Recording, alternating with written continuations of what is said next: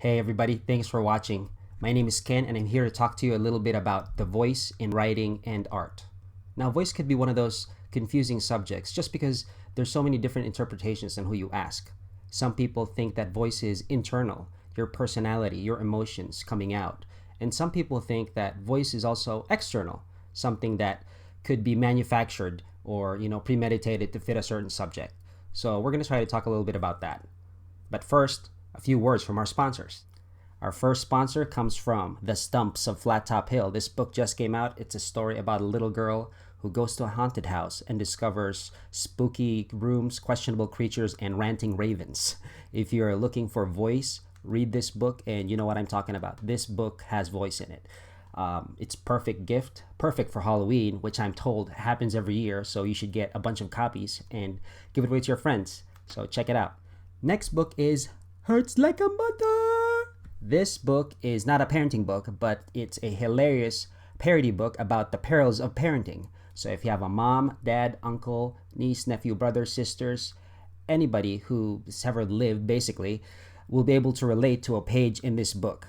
And the only thing I can think of is maybe if you were born in a coconut on an island, maybe you wouldn't be able to relate, but there is a coconut tree here somewhere. So I'm sure you'd still find it funny. So I think you should definitely check this book out, and it's a perfect gift for Mother's Day, which is coming up. So get a copy. Now back to writing voice. Now writing voice is the writer's unique writing style, the personality that is manifested through the writing, the syntax selection, the dialogue, the pacing, the tone of the story, the point of view.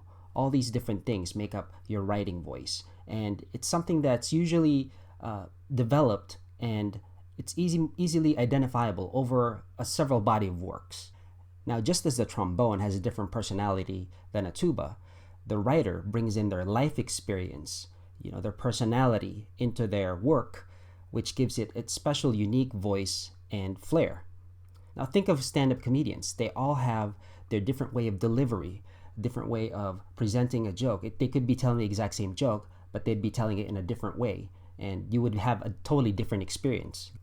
The voice is what Simon Cowell is talking about when he tells the American Idols to make a song their own and not just sing it the karaoke version. Let's switch gears a little bit into the world of marketing. Think of companies like Coca-Cola, Gap, Apple, BMW. These companies spend a lot of time, money, and resources into finding out the voice for their brand. Are they trying to be quirky, fun, bold, authentic, luxurious? Finding the right words to define the voice will then determine the company's values and how they tell their story.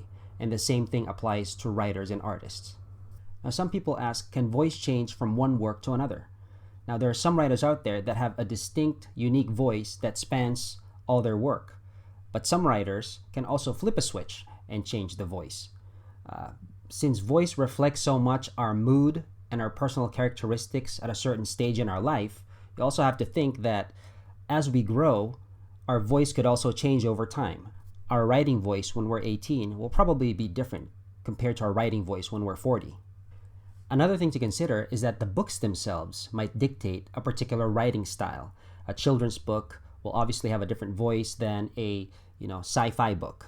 A slow, tension-building story will have a different voice than a fast-paced book. A book based on a perspective of a teen will have a different voice than a book with a perspective from an adult. So these things factor into the writing voice as well.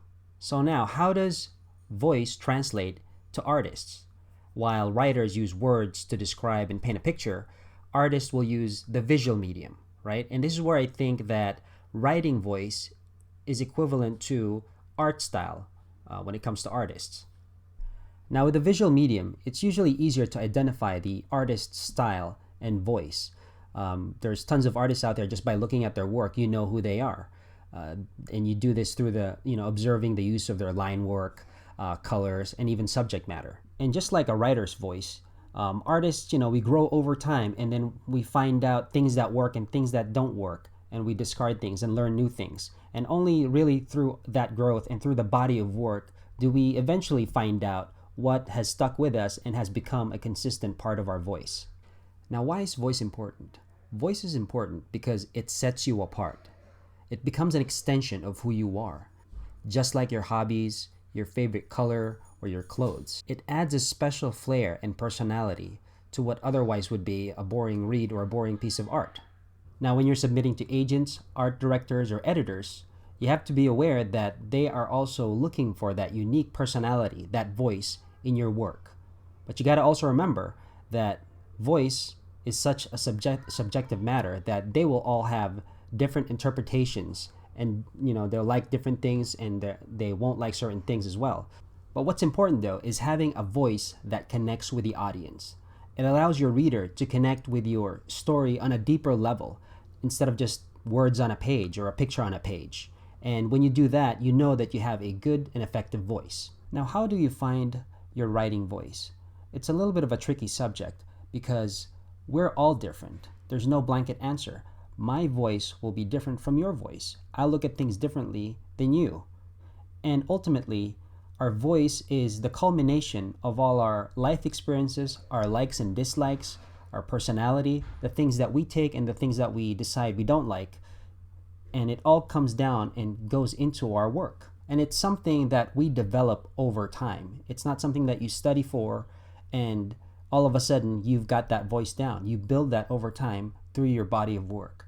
So if you're a writer, you have to keep writing, keep reading, keep studying. And if you're an artist, keep drawing, keep painting, and trying so many different styles. It's all about trying things and learning. And ultimately, that's how you figure out what your voice will be. Alright guys, thanks again for watching. I hope you found this video informative or at the least entertaining. If you have any questions or comments or any other ideas for topics, post it below. Or maybe if you have your own idea for what voice means to you, just post it below as well. I'm adding a blog post on my website, rabbleboy.com, that talks a little bit more about voice and some tips and ideas on how to find your voice and foster it. So check that out, and don't forget to share this video. Thanks. Bye.